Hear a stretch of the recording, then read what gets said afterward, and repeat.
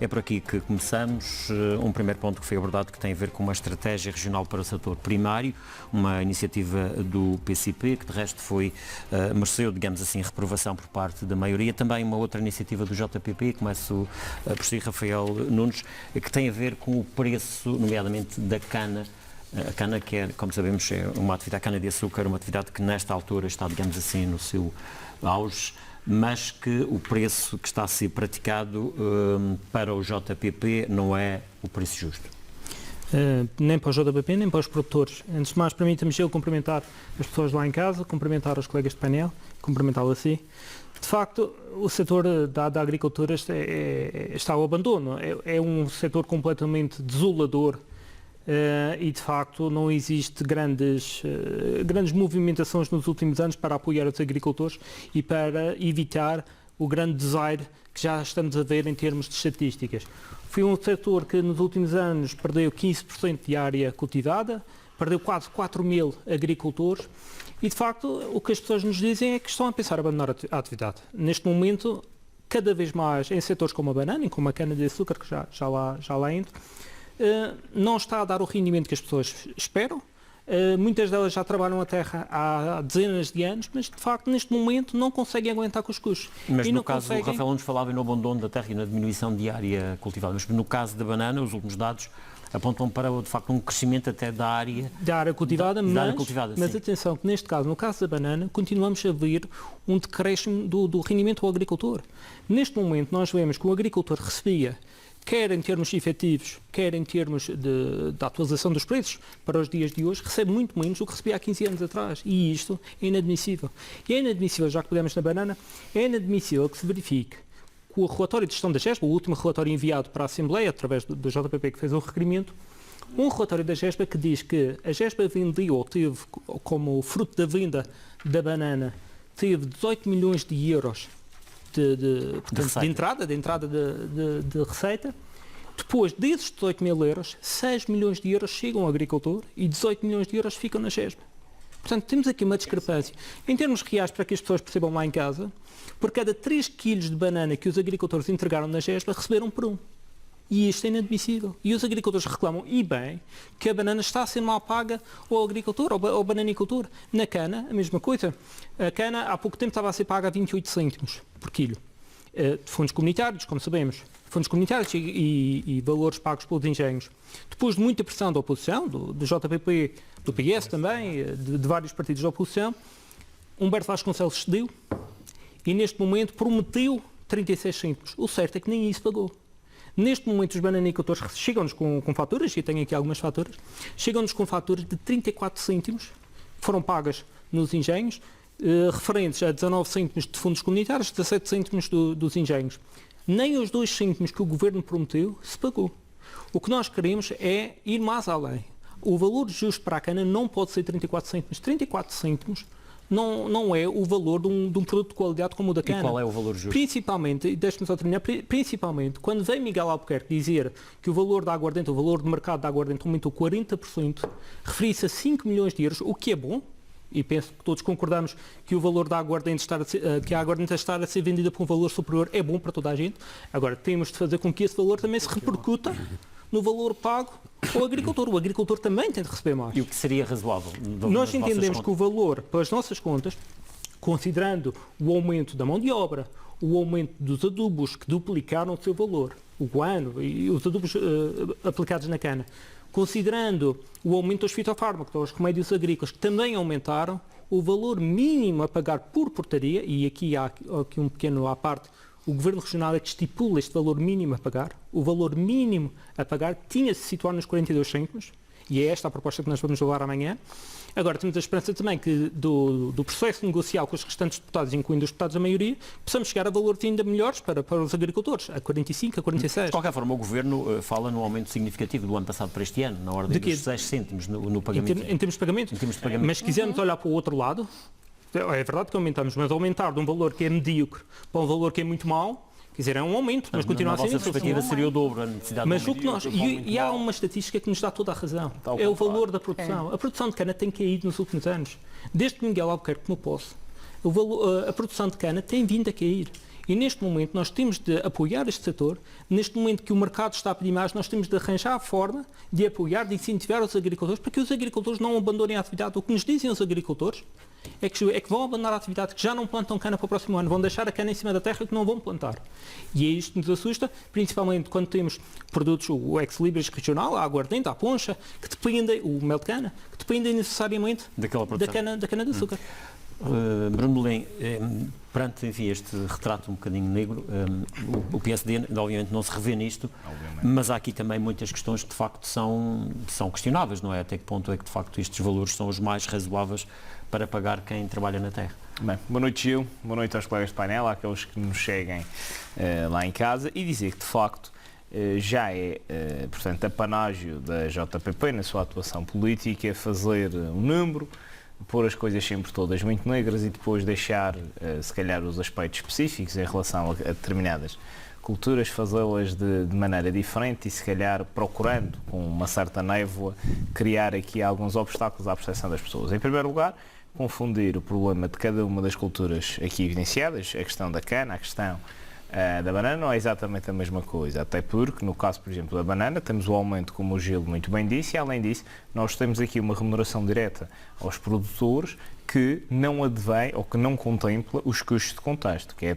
são atualmente assumidos, nomeadamente pela GESB. E, portanto, é o mesmo que dizer aquilo que o Sr. Deputado aqui disse, que há uma margem de lucro de 35% aos agricultores e aos produtores. Naturalmente que podemos questionar se não poderia ser maior, se não poderia ser diferente, mas a verdade, isto são declarações do Sr. Deputado Rafael Nunes, naquilo que acabou de dizer. Mas eu gostava de falar daquela em relação à banana, é assim, como foi dito aqui, por exemplo, em cada 3 kg de banana, digamos assim, 2... Teoricamente, são os dados apresentados por cada quilo. Pelo deputado Rafael Nunes. São os dados que vêm nos relatórios da GESB, nos relatórios de contas da GESB, que dizem que a GESB paga, nesse ano pagou ou recebeu 97 cêntimos por cada quilo vendido. Ou seja, nesse total para 20 mil toneladas dá os 18 milhões e qualquer coisa. Números redondos, 18 milhões. Desses 18 milhões, apenas 6 milhões chegaram aos agricultores. Fora os custos de produção, fora os custos de escoamento, fora os custos... Mas eu estava a falar e o Sr. Deputado interrompeu. Não, perguntaram-me. Olharam para mim e perguntaram-me. Não é isso. Mas deixe-me dizer-lhe que, repare, mas o Sr. Freitas... Só uma frase para não perdermos o encaminhamento. Custos de produção, dizia o Sr. Deputado, custos de contexto. 6 milhões de euros para produzir a banana desde a sua plantação, rega, para apanhar, etc. O que recebem os produtores, no total, obviamente, os 3 mil produtores, recebem cerca de 6 milhões de euros. E o Sr. Deputado acha justo? Eu não estou a dizer que é justo. Ok. Então já estamos a perceber. Agora, os custos de contexto para embalar e para triar a banana, 12 milhões de euros. 12 milhões de euros. Eu sei que os senhores não fazem investimento onde governam, não têm qualquer experiência de gestão, mas eu falo-lhe de outra perspectiva. Numa perspectiva de economia de mercado, diga-me, as áreas de negócio, nomeadamente no que se verifica na macroeconomia, nomeadamente no setor primário, quais são as margens de lucro dos produtores? Ok, e então estamos a falar de os 12 milhões para o museu. Em relação dos 30 para os 34, o que eu estava a dizer, Sra. Deputada, é que de 30 cêntimos que eram ridículos para 34 continua a ser insuficiente. Se olharmos apenas para o ano... 36, não são 36, porque a partir do momento em que prometeram 2 cêntimos, mas já prometeram 6 cêntimos para a banana e não pagaram. A questão é essa. Neste momento ainda vão diminuir 9 cêntimos da banana, porque vamos entrar no país. Uma distribuição de 1 milhão de euros. Mas em relação a estes cêntimos para a cana de açúcar, aumentar para 34, dizem isto com uma grande pujança, como se fosse um grande feito. 34 cêntimos não dá para o que estas pessoas gastam. Neste momento, só no Guano, que passou de 14 euros e 30 cêntimos para 23 cêntimos. Só aqui. Ou seja, para termos uma ideia, para as pessoas lá em casa perceberem, para um agricultor sozinho conseguir tirar um ordenado mínimo tem de apanhar mais de 2 toneladas de cana. E é isto que estas pessoas querem. É uma maior valorização do seu produto. Qual é o sentido que faz? Como o Vítor estava aqui a falar ainda há pouco, da questão da aguardente. Uma garrafa de 1 litro de aguardente custa 16 euros. 16 euros. Não concordamos 16 euros. O que não é envelhecido, uma aguardente para poxa. 80, 70. Neste momento, ou seja, se o JPP estivesse no poder, qual era a opção que eu acho, acima de tudo, nós temos de olhar para este setor. Não é jogar números ao acaso. Nós não jogamos números ao acaso. Há aqui uma questão que são as contas de cultura. Nós aqui temos de ter um cálculo com ferramentas específicas que calculam desde a água de rega, ao preço da mão de obra, todos, não é? Todos os fatores, exatamente. E a partir daqui, e obviamente colocar um lucro sobre o produtor, porque o produtor também tem direito ao seu lucro. E neste caso, no mínimo dos mínimos, seriam estes 42 cêntimos. O que nós esperamos de vossas excelências... E esses 42 cêntimos, segundo as vossas contas, continuaria a dar margem, por exemplo, aos engenhos, eles também têm que ter rendimento daquilo. Claro que sim, mas aqui também falamos de apoio do Governo. O Governo também entrar nesta questão, como entra na banana, por exemplo. Como também entra na banana. A questão aqui que se coloca neste caso é se estes 42 cêntimos é o valor mínimo que nós achamos para ter alguma sustentabilidade nesta cultura e evitar esta razia que tem sido nos últimos anos. O que nós esperamos de Vossas Excelências, só para terminar mesmo uma frase, o que nós esperamos de Vossas Excelências é que amanhã cumpram com esta pujança que vocês dizem ter em relação à agricultura e que negociemos pelo menos 45 a 46, no mínimo 42, mas que possamos chegar a um entendimento de 45 a 46 mas o senhor de apoio por cada deputado acaba de dizer que... Eu posso responder. Há aqui uma questão que é preciso dizer. Muito rapidamente, se o valor da aguardente, por exemplo, está a aumentar, se a procura da aguardente está a aumentar, expliquem-me como é que a produção de cana está a ter este efeito. Como é que estamos a diminuir a quantidade de cana produzida na região? Os agricultores não gostam de dinheiro? É isto que está a dizer? Se há incentivos à cana de açúcar, se o Governo está satisfeito com o valor que está a pagar, ninguém disse por que isto está a acontecer? Porquê que os agricultores estão a abandonar a cultura? O senhor deputado não ponha palavras na minha boca que eu não disse. Eu estou-lhe a colocar uma questão, não estou a pôr... E se o senhor deputado não quer ouvir o que eu disse, lamento. Há aqui uma questão que é essencial.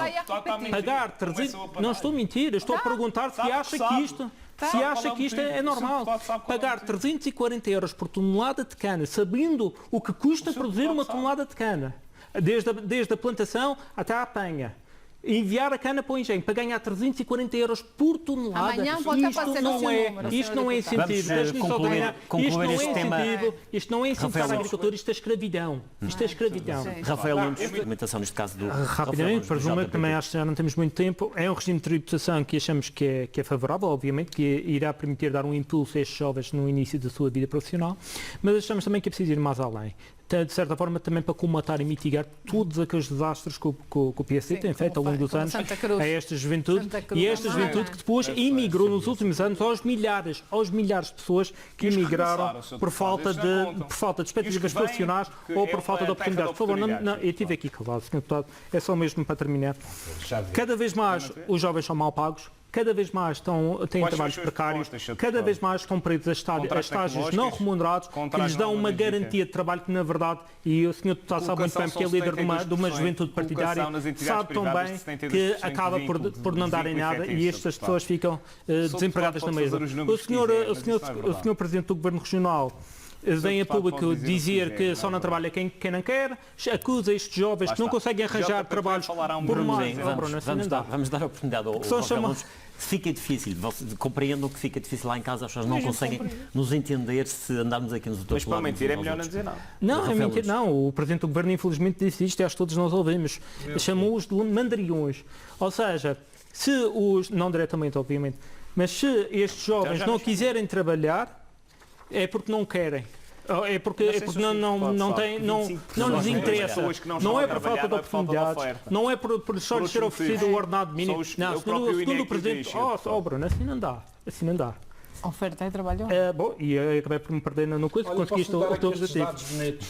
A questão que se coloca, Gil, e só mesmo para terminar, nós não concordamos com as declarações de Miguel Albuquerque. Nós achamos que estes jovens deveriam ter a oportunidade de trabalhar por um ordenado mínimo, por um ordenado digno, por um ordenado digno que lhes permita criar, ter a expectativa de criar família, ter um emprego que lhes permita arrendar uma casa, comprar uma casa, que lhes permita, de facto, estabilizar a sua vida. Não é isto que se verificou. E só para terminar, Em relação, o PSD quer então reduzir o IRS a estes jovens, e bem, é que nós também concordamos, mas achamos que tem de ir mais longe também com a diminuição do IRS à classe média. Neste momento, à classe média, a partir do quinto escalão, não há qualquer redução do diferencial fiscal, como nos Açores, porque os Açores conseguiram fazer esta redução. O PSD continua a insistir que não irá decidir esta redução, ou seja, o madeirense da classe média, daquelas pessoas que nos estão a ver em casa que são da classe média, sabem perfeitamente que são chamados para pagar a crise, são chamados para pagar as vossas dívidas, mas quando é para receber ou para ser reduzido o seu IRS, não têm qualquer tipo de vantagem. Basta, só mesmo para terminar, basta estas pessoas, quando estiverem a fazer a sua simulação de IRS, façam uma simulação com a região autónoma dos Açores em vez da região autónoma da Madeira e vejam quanto é que iriam receber se vivessem nos Açores ou em vez de viverem Rafael Nunes, Vítor Freire.